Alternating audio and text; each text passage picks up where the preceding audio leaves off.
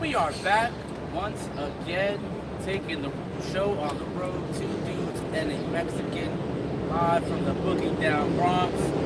Or the B and the D are right behind me.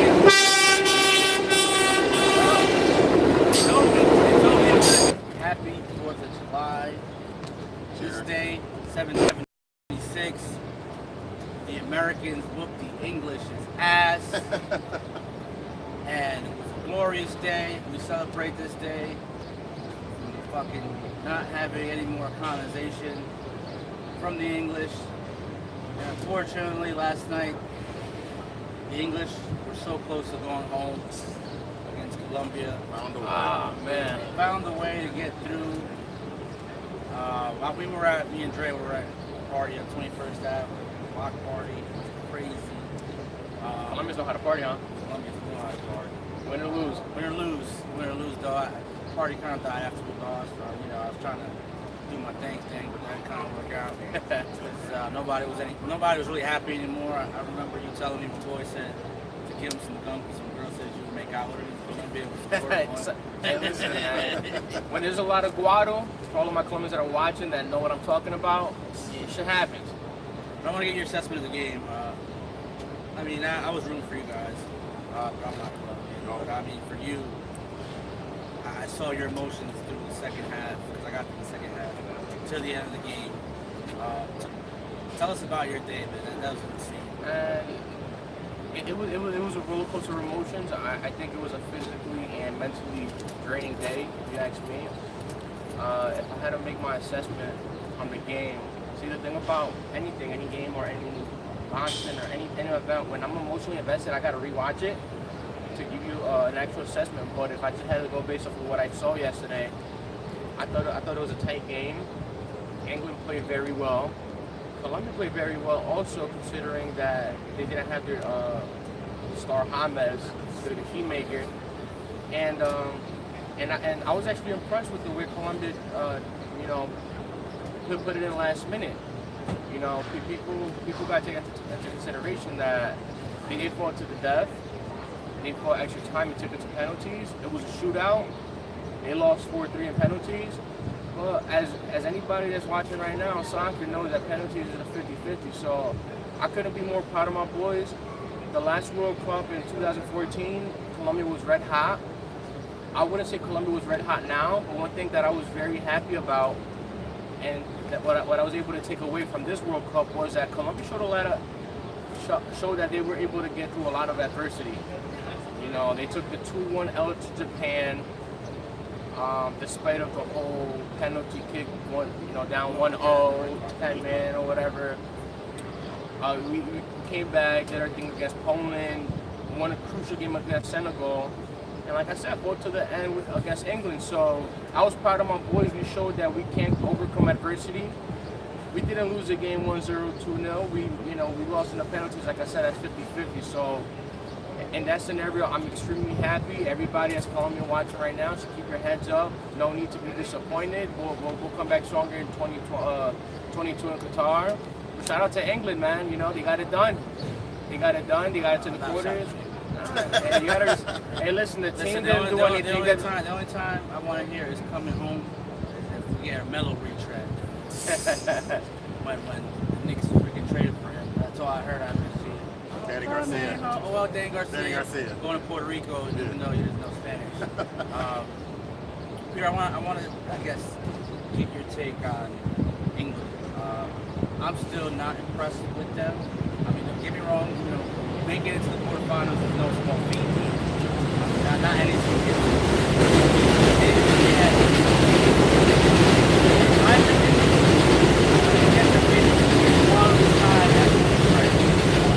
Yesterday, had they beat England with James there, had they beat Colombia with James there, I would have given them a little more props.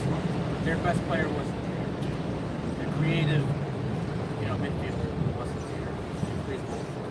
On top of that, even in a shootout. James probably would have done some damage. They were one goal post away from going home to a team without their best player. So I want to get your thoughts on what you think about England. I'm still not impressed. Well, I think the thing with England is, listen, they're a solid team, but I think the thing about it is that a lot of the England fans are pretty much thinking that they're going to the championship already. Or they think they won the championship already. It's coming home. Like, listen, as we've seen already in this World Cup, anything can happen. So you can lose to any team. You haven't really beaten a solid team with your full team yet. So I would relax a little bit before we start saying, all right, it's coming home and all that stuff. I understand you're happy you won. Congratulations on that. You should be happy. But the cockiness so far has been so high, it's unbelievable right now. I mean, it's gonna be like Ricky, listen, it's gonna be like Ricky Hatton. Your goaltender. It's gonna be like Ricky Hatton when he comes here and fights Mayweather. Oh man. And he's gonna hit a ring post like a wrestler. Either that or it's gonna be Manny Pacquiao. But listen, even during the shootout, the goalkeeper didn't even make the save.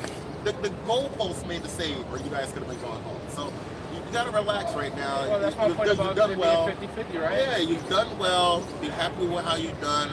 Don't already start talking about winning the championship because you're probably the second worst team in left in scoring. I think that was the only thing I didn't like about Second worst? Yes. So you'd have Russia. Russia worse. Yeah, Russia worse. You'd have Sweden. I have about. I think they're pretty even. Sweden's pretty solid. They're pretty even. I mean, Sweden's pretty solid, and I mean, now that we're speaking about Sweden, and even if you put Sweden below them, I would have put any of the other guys below them. So at best, they're the 16 out of 8. Now let me ask you guys something. Now that we're talking about Sweden, you know, Sweden had an impressive win over Mexico 3-0. They were able to beat the Switch 1-0, and now they're in the quarters. You know, a lot of people didn't expect that happening. They don't got my man Ibrahim and the squad anymore, though. But they're getting it done without him. Forsberg's decent. Yeah. What do you guys think? And how do you see them doing? Here's the thing that I don't like about this. I don't want the English to go on. I think they will. I think they're gonna beat Sweden. Okay. I got it 1-0, by the way. 1-1. Which one? Sweden, either 1-0 or 1-1 penalties. Well, I see Sweden. The problem is that whoever scores first. I think if Sweden scores first, they might be able to hold on to it. If England scores first, they'll force Sweden to open up a little bit, and then that's not their game. They want to play defense. So I think whoever scores first. This is all Mexico. Mexico beat Sweden. Yeah. Mexico's playing England now. And you know what? Mexico. I'm just kidding because Sweden beat them 3-0. Yeah. Well, let me add real quick that well, the thing about England was that ever since that Belgium game, they wanted to end on the other side of the bracket to get the easy route to the final. Neither guy wanted to. So the way I look at it is sometimes you got to be careful what you ask for because you might just get it. And now that they got it, I mean, they overlooked Colombia. They almost lost it. I don't think they overlooked Colombia. I just don't think they're the reason I say is they overlooked Colombia was because there were certain people from the press talking about quarters and semifinals and finals already. Yeah, that's what I said. That's the press. Their press is media. Their media is just fans. So I understand that their fans pretty much are putting them in the championship already. They're talking about, oh, that's an easy way to get it. And that's a lot of pressure. And to me, even if they beat Sweden, like I can't be like, yeah. I mean, I just don't know. I mean, listen, with their like, it sucks that. With their luck, Russia will win and they'll play Russia the next round. I mean, you got on one side, you got Neymar. The big guys. You got Neymar. You got France, Uruguay, Belgium. You know what I'm saying? And you got Suarez. You got France. People that left, people that were eliminated. Messi. This is almost like the NBA, the West Conference in the East End. Diego. It's like you got all the killer teams on one side, and then you got, somewhat teams on the other side. Yeah, but it's almost like you're playing the Eastern Conference, the bottom half, but the top half already got knocked off.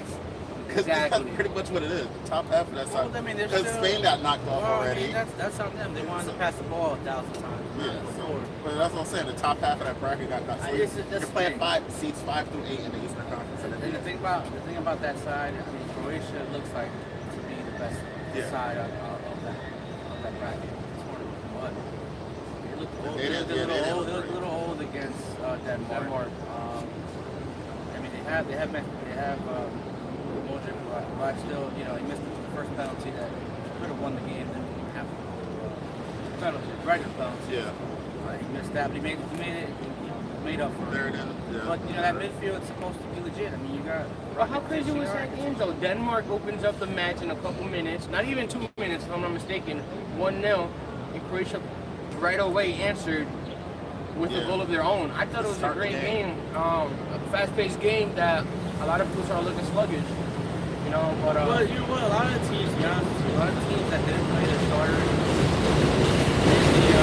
third half, kind of left. You know, outside of Uruguay, like there's also you know, Western has players on that big guys. Belgium gonna have to play their big guys. Definitely, yeah. They were down 2-0. They didn't wake up to the last 20 England minutes. didn't play their big guys.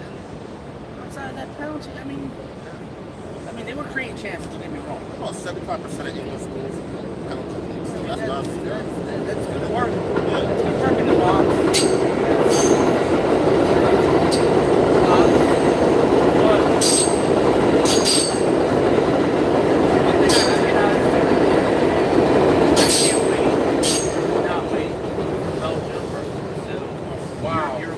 That's Saturday. That's Friday. That might be the best Friday of this tour. I think Friday so. of this tournament. You got. If you want to get people to get into the sport of soccer, have them watch that day. Watch those games on Friday. If you guys aren't doing anything Fridays, for those of you that took the rest of the week off, you know, because of the 4th of July, I highly encourage you to watch those games.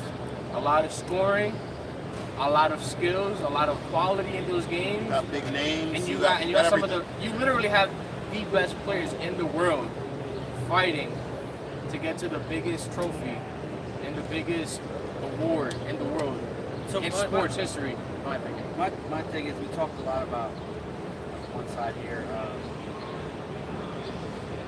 It needs to happen, but how awesome is Belgium and Japan? Right, to me, that was the best game of the tournament. The second half, fast paced. Japan goes up 2-0. It was a great game. I think it was the Hazard was the one that hit the post after they scored the first one. Then, you know, the manager brings on Fellini. Well, Fellini's not a cost. Well, no, yeah. I mean, everyone on Twitter was laughing at the guy for bringing on Fellini and the guy that scored the third goal. I can't remember his name. But Fellini scored the second goal. I think it was Chilati scored the third one. I can't remember. Sorry if I'm botching his name. Like I said, it's shows on the road don't matter, but how? Like, what do you take from that? To me, how was this? That's my pick to win it. I mean, my pick to win was Brazil, but my money is on Belgium. I gotta make this one. I was this close to crying. I mean, I could understand if they lose to Brazil, France, Uruguay, to Japan. Marco's the hater.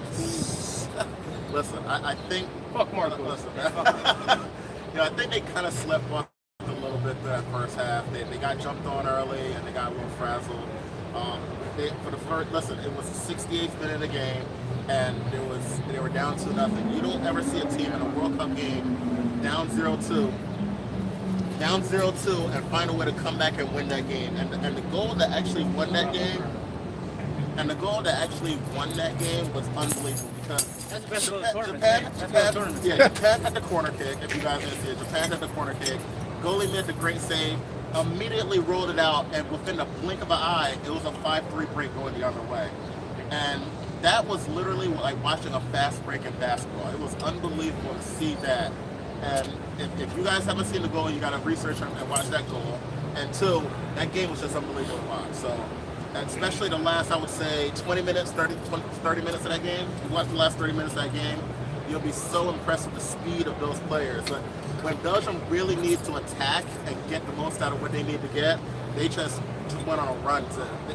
And watching the end of that game showed why I think Brazil versus Belgium is going to be so good, because it showed their speed. It showed how fast they can be. And everybody already knows how fast Brazil is, but it showed that Belgium has the same amount of speed. What do you think of Brazil-Mexico game?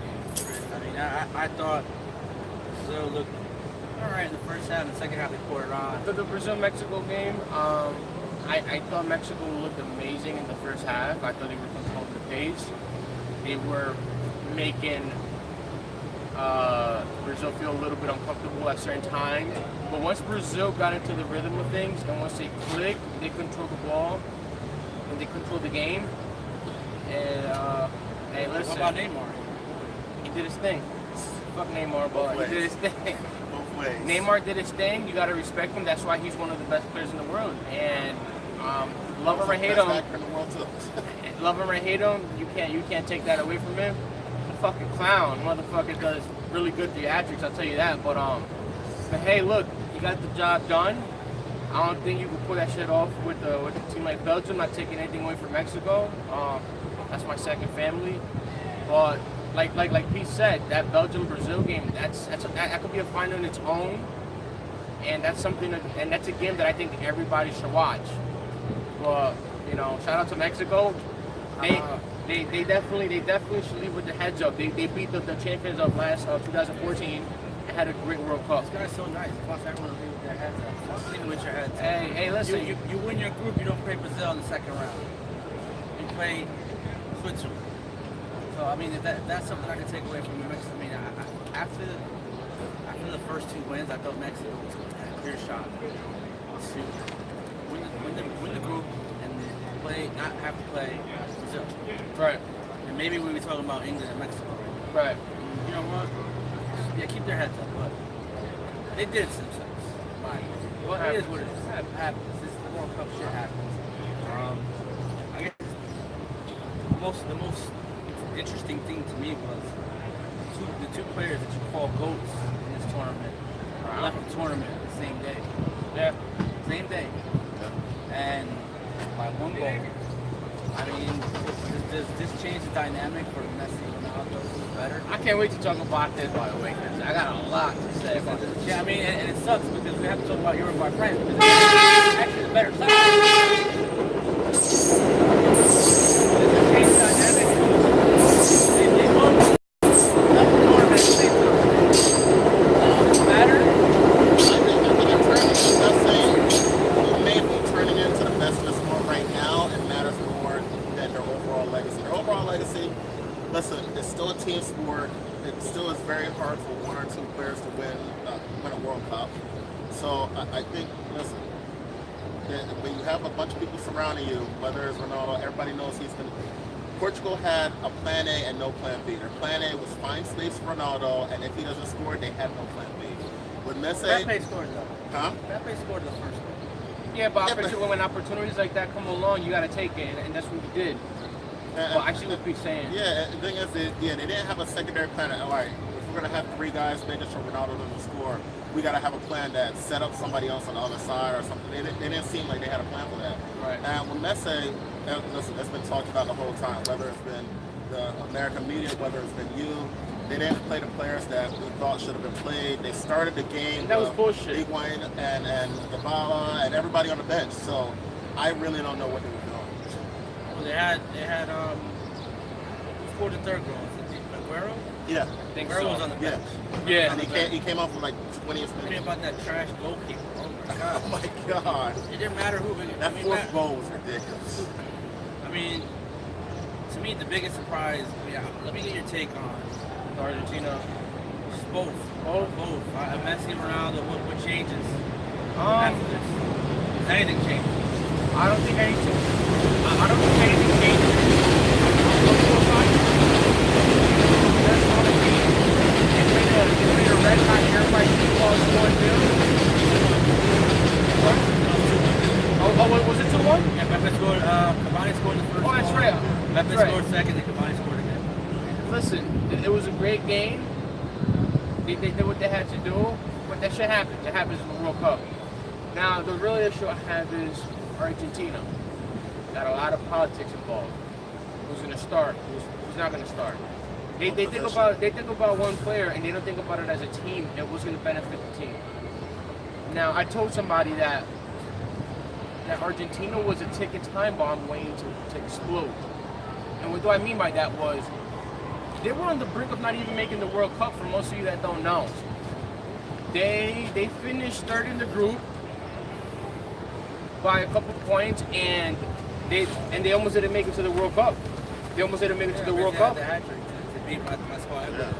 Exactly. So my point is that they okay. So they made it to the World Cup, tied it with Iceland, got smacked by Croatia, and got a gift by Nigeria that allowed them to get out of the group. Again, in my opinion, it was just a ticket time bomb waiting to happen. I wasn't impressed with Argentina at all this World Cup. I love Messi, so don't take it the wrong way. Don't take it that I'm shitting on Argentina, but I have to call it how it is. They didn't impress me. They got to start making a lot of changes. Sampaoli has to go. Yeah, he has to go. That's definite. And people got to start letting egos go and start playing like a team and stop basing this shit off of one player, because that's not how you're gonna win a tournament. Let alone qualify for 2022 if that's what you guys want to do. We'll take it before we move on to our picks. Spain, who's to blame? Oh my God. Strategy. What the fuck was that? Strategy. Did I tell you guys in the first starter, Spain has everything but finishers. They have Iniesta. They have Isco. They only had Diego Costa up front, and he's older. They had no finishers, and I told you this would be their downfall. A bunch of midfielders that just want to pass, and did shit with it. They literally played like they were playing for a time. Was it sacking the coach before the World Cup started? No. I mean, I don't think so. Why not? How do you get rid of the coach though? How do you get rid of your manager? 3 days before the start of the World Cup? That was bad. But unless the coach changed the strategy to do it that way, because listen, they literally played for ties, which is fine against a good team. If you're playing against Brazil, you're playing against for Russia. Exactly. Go and blow them out. You have so much more talent. Go and blow them out. Well, You can't play down to your opponent. The only thing, But their talent is so good they could have found chances against Russia. They gave up 3 against Portugal. you know why they don't like about that game? Portugal's a top 20 team. You know why they don't like about that game? Why not? That the 2 goals in that game was an own goal and a penalty kick. Exactly. When Spain had the lead, they slowed the pace down so much, and what pissed me off even more. Why is PK holding his hands up? Like, who told him that was deliberate, and for those watching, that was a penalty kick. People say that wasn't a penalty. His arm wasn't in a natural position against the body. No, he had his hand in the air. He knew exactly what was going to happen if the ball smacked it. So whatever happened. But my point is that when the game was tied, what I didn't like about Spain was that they didn't pick up the pace. They were playing as if it was a friendly game. They thought they were going to win in penalties, and it backfired. And they were playing on the field like... Because like you said earlier, penalties are 50-50. You never want to get grand scores penalties. And they have the talent to actually win the game. That's the worst thing for a favorite. Yeah, exactly. How is Uruguay beating Their talent should have overpowered them. Yes, they may not have the strikers, but their talent alone should have overpowered them. How is Uruguay beating Russia 3-0 and Spain can't even get a fucking goal on us? Doesn't make sense. So, we're done. Round 16 though. We're into the quarterfinals. Someone's getting arrested. It's the Bronx. Or someone got shot. Alright, Probably real close. Friday. First game, France-Uruguay. Wow. France looked spectacular against Argentina. Looked amazing. I'm still not sold on it, to be honest with you. 'Cause I don't think Argentina deserved to be there. Uruguay, on the other hand, ran through their group, won every game, scored with their 2 best players, both goals as Suarez to Cavani. Yeah. I mean, depending on Cavani's health, I'm actually pick a Uruguay to win 2-1, because in my opinion, they are the best defensive team left in this tournament. Cool. So I think Uruguay's the best defensive team left in this tournament. So if they get 1 goal, they are the best at parking the bus. No one does it better than them. Even against a high-powered attack with Mbappe, Pogba, Griezmann, I'm picking Uruguay. On the right over here, I was torn 50-50 between the 2. I was leaning a little bit towards France. And we were talking about it on the way here, and I actually changed my mind. You know, I had to think about everybody's performance. France played amazing so far. Uruguay has played amazing. I just feel that Uruguay has the edge based off of experience. And like you said, if Uruguay can take the lead, which everybody knows they can, And if Cavani plays, yeah, absolutely. If Cavani plays, if he doesn't, that's going to be a huge game changer. And I'm going with France if that's the case. But I'm going to have to say Uruguay 2-1 or possibly even 1-0. I'm very torn on this game because one, I'm rooting for Uruguay. I love the defensive team, and they have the best back four. If they get a 1-0 lead, they can obviously win this game 1-0 all the way through. But for some reason, I really think France is going to find a way and win this game 2-1. Solid point, man. It's a 50-50 game, man. If anybody tells you you're crazy, you're picking France, they don't know what they're talking about. One of the best games in the tournament to Croatia and Russia. I mean, unless Putin has money on his game, Right now. which is good, unless he has something effective to refs, there's still a guy named Luka Modric, there's still somebody named Rakitic, there's still Mandzukic. I think last game was their fuck up of the tournament. They still won. I think Croatia won it.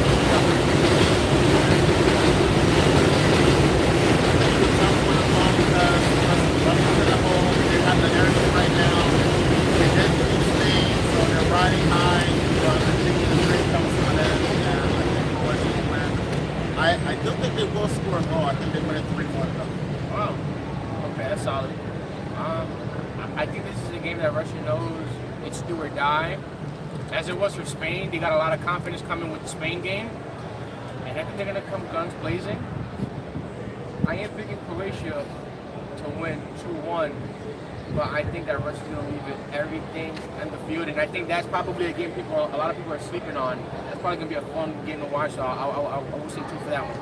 So how about we go to the bottom of that side, England, Sweden. Wow. I'm still not sold on England, but I am not sold on Sweden either. I think it ends up being 1-1. I think they go down. I think England will bomb. I think Sweden has a chance in this game. They're going to play defense. Even if England does come back and score, they're going to build a hit. But I think if England scores first, I think it's over. It's going to make Sweden open up, and they don't want to do that. That's not their game. So I'm actually going to pick England 1-0. I'm going to base it off of who's been doing good this tournament. Obviously, they both made a hit, so they're both doing good, but who's been playing better? You look at Sweden with their win against Mexico, close game against Germany and beat South Korea. And then you look at England, again, just close calls, barely beat Tunisia, got the job done against Panama, lost to Belgium, but people say that was purposely done to land on the other side of the bracket, and beat Colombia in a tight game.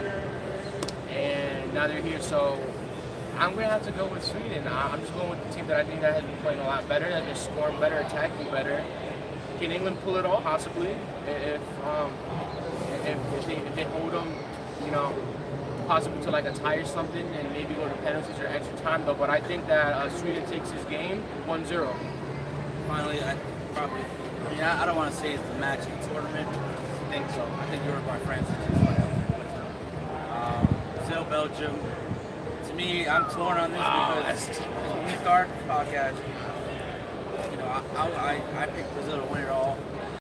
I also had Belgium as my dark horse, someone that isn't in the top 4, favored to win it, and put money on them. I don't know how this goes, and there's no scientific way of me picking this, but I'm picking Belgium to win this game 3-2. God. Listen, I think most people are picking Brazil to win this group. They are the favorites. Well, they weren't the favorites coming in. Well, yeah, Germany was. Germany, but, France. I mean, favorites are the people that's remaining. But I'm kind of the way you are right now. The biggest reason why I'm going to pick Belgium to win this game is I think they have more size. I think if the game gets physical in any way, unless Brazil does their theatrics and finds a way to get penalties calls or whatever they need to do. But I think if it becomes a more physical game, Belgium has bigger, stronger players. And I think that's going to matter in the end because I think it can wear down Brazil a little bit. And I think I'm going to pick Belgium 4-3 on high score. My hangover is fine. That's a solid pick, Pete. Just to piggyback a little bit on what you said, I think it's going to be high scoring. Brazil's doing what they have to do. They're looking dominant. They're looking solid. Belgium, they actually showed a lot of adversity in the Japan game, and that's a little bit. Just to touch back on that real quick, couple seconds. I was a little disappointed. That was their Croatian. You're losing 2. I mean, you're up 2-0. Why are you still attacking? Why are you holding the ball? That's not their style, though. Listen. Anyways, Belgium showed a lot of adversity in that game. They got the job done. Very, very impressive. Even against Japan, who haven't been looking bad this tournament either. That's very tough to pick between Belgium and Brazil. Well, it's on record. Pick. Well, I'm not to say 3-2 also Belgium in the shootout. So going from a exciting tournament, great sport, to a league that we know who's going to win the championship next year. Fuck that, yeah. He's done. He didn't like that, but LeBron made a splash, this week. It's on Right. And there were a lot of things being said that LeBron's gonna bring Kawhi, LeBron's gonna bring Boogie. Finally, LeBron's gonna dethrone Golden State Warriors. Right. And then we get the news on Tuesday that Marcus Cousins signs with the Warriors for the mid-level exception. What the fuck is going on with the NBA? Bullshit. That's why. Can I ask you guys a question, because you guys are more. I'm a casual fan of the NBA, but you guys know your stuff. I contact you guys if I want to play some of these shits. You guys know your stuff. Is there a rule in the NBA on fair playness or fair play in this shit? Cause No. They're just a Derrick Rose rule. Okay. You can't have two players making 60% of your salary cap, which Golden State doesn't have, because Clay and Draymond are still not paid to their value, and now they get Boogie Cousins at $5.3 million, 5.6. So they really don't have two people making a lot. That's it. But even that, but it's not 60% of their salary. Yeah. So, is there any values in these rings anymore? I don't. Because so many people are starting to team up. You're getting close rings.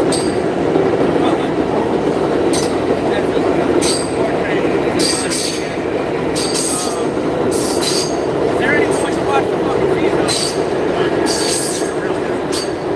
Not even Cleveland, not even Boston. People on social media have said, "Oh, you're gonna watch the season." Listen, the Lakers Boston series, I think was the first one. I didn't watch it, so when I say I'm not gonna watch it, I'm not gonna watch it. I'm seriously not considering not watching the NBA this season, because what's really the point? Last year, what was the point too? But you know what? Kevin Knox. No, there's no reason to watch the season. Kevin Knox will be there the year after when he's 20 years old and he's better. There's no Kevin point Knox in will be watching there. right now. Kevin Knox gonna be there when Kyrie Irving comes and Jimmy Butler comes.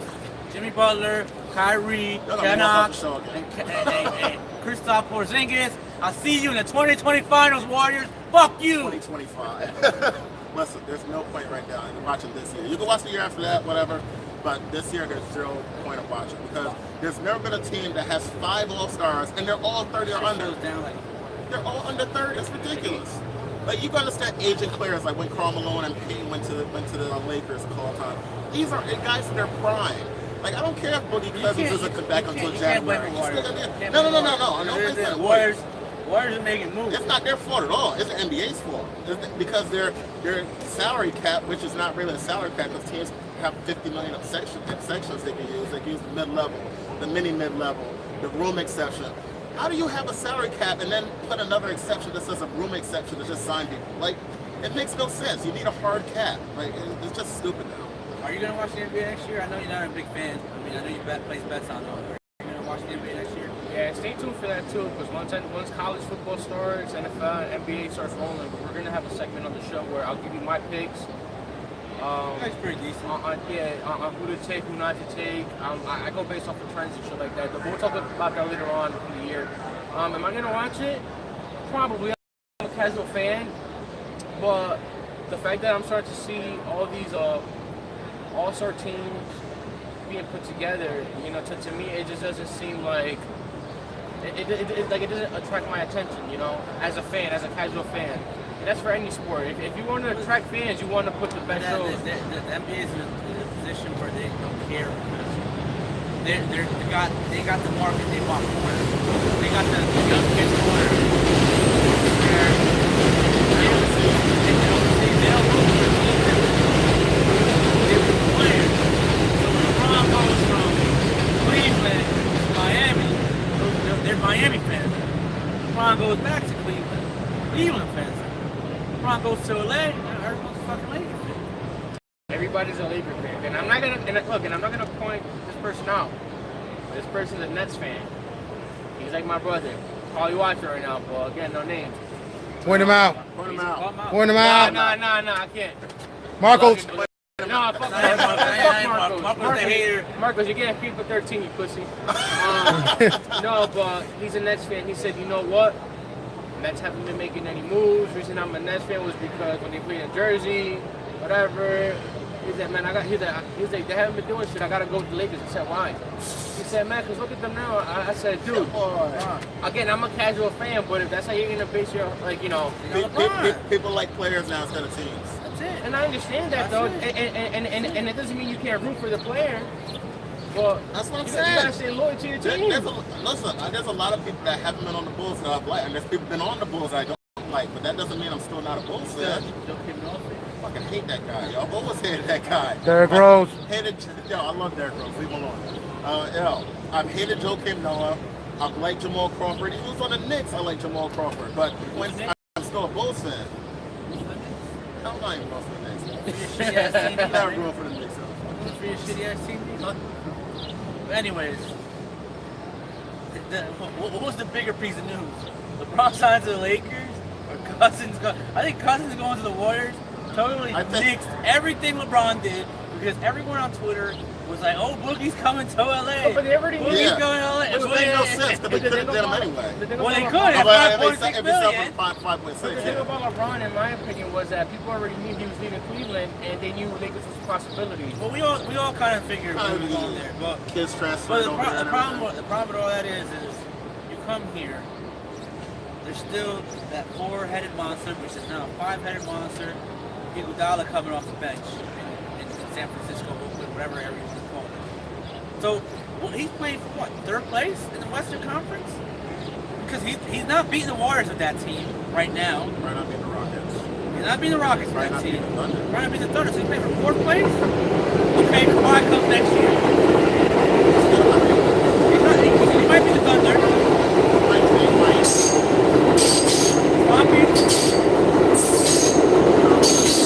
Let's say he does beat the Rockets. Right. He's still not beating the Warriors. And that's when Boogie left them next year. They're still not beating them. So, why? Why did he make that move? What do you think he made that move for? I think he made it because of outside things. He's starting to produce a lot of things on cable and on TV. He wants to produce movies and stuff like that. I think it makes it better for him to be out in LA because it gives him more opportunities outside of basketball. And he is starting to get up there in age.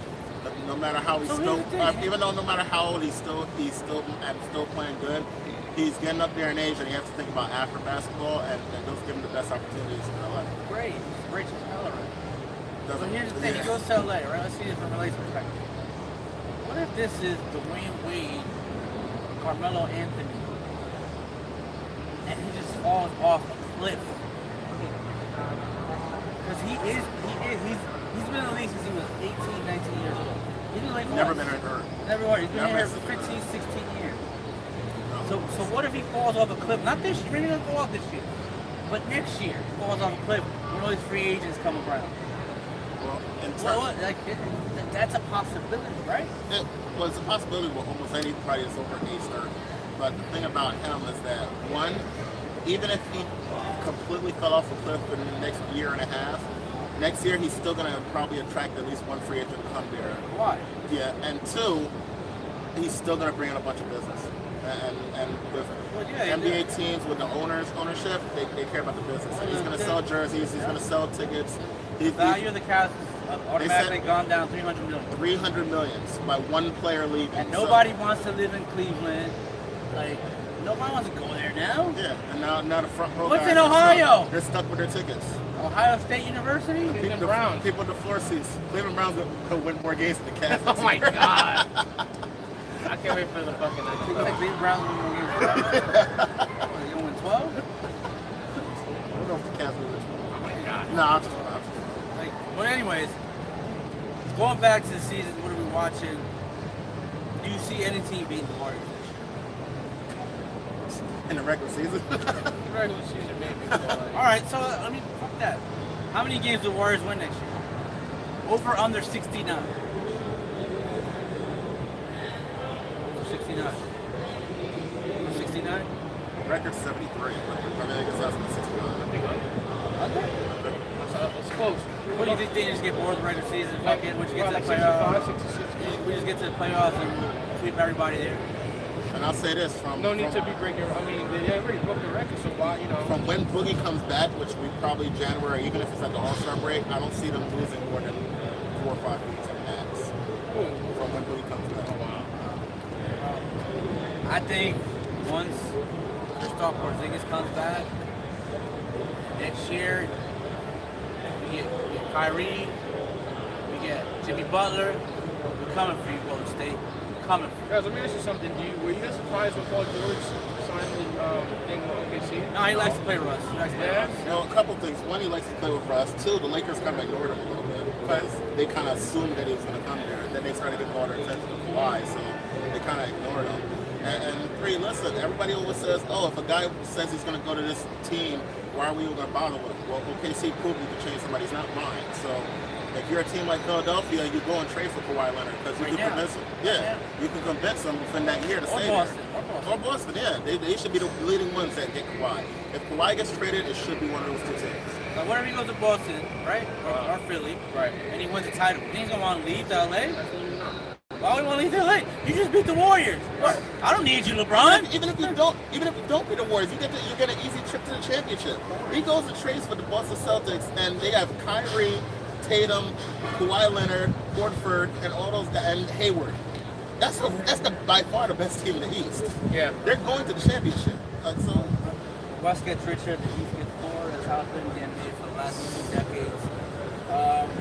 We spent enough time on the league, on the joke of the league. Adam Silver just sucked balls. David Stern wanted to let that happen. David Stern blocked Chris Paul to Lakers. Yeah. Insane. Let's go to modern times here. We got D-Train Master. Wow, I said that out loud. Sorry. Baseball now. We're about close to halfway to the season, right? The Yankees are 1 game behind the Red Sox mathematically. We have a tight race in the West between the Mariners, the Astros. You guys, the Braves, are leading these. Cleveland's running away with the Central. I don't even care about the end of the Central now. Usually it's the Cubs that come out. The Cardinals don't look good. Whatever. The West has a bunch of teams still trying to figure out who's the best team in that whole division. Any surprises, or no? Any team that you think that's in first right now, maybe in a wild card position, that doesn't make the playoffs? I'm gonna say it's really tough because I think right now the Mariners are in the wild card spot right now, right? They're in the second spot. Second wild card spot. Listen, I bet the Mariners when I was in Vegas, but just off a whim they were like 30-1. That's why to win the AL pennant. It's gonna be tough for them to hold up here. They played really good so far, but the AL is really a lot of good teams. You know, yeah, exactly. You know, Boston's good automatically. You know, Yankees automatically. You know, Cleveland's automatically in. It's really tough to find a way. You know, obviously, the Astros are right. So there's one spot open. It's like the NFC in football. There's one spot open. So it's going to be really hard if a team gets hot or anything for you to hold on to that spot. So even though I'm really rooting for Seattle, I think Seattle's a team that gets knocked out. Yeah. Not into the playoffs? Not in the playoffs. What other teams out there? There's essential shit. Second half of the season, there's always one team that almost gets really hot out of nowhere. Central's got nothing. They don't. The Rays suck. Yeah, Rays. Unless the Angels come out of nowhere. I don't see what they're. Otani can't pitch anymore. I don't see it. I think the 5 in the AL is set. I think so. I think whoever wins the East, the Yankees or Red Sox. I think Cleveland has it locked down in Central. I think West, whoever doesn't win the West, the Astros, the Mariners, will play the wild card from the East. I think it's crazy. I didn't see you guys being here this long. Nobody did. The Phillies are pretty decent. Yeah, they're only 2.5 back. And the Nats are right there. 7 back. I think nothing against you. I'm not saying you're not gonna make the playoffs. I'm saying you might end up with a wild card. And then I don't know if it's gonna be you guys or whoever else comes in second, or first and second, or whoever on flip-flop. I don't know what's going on in the West. Well, the West is weird because That's weird shit. yeah, the West is weird because listen, Diamond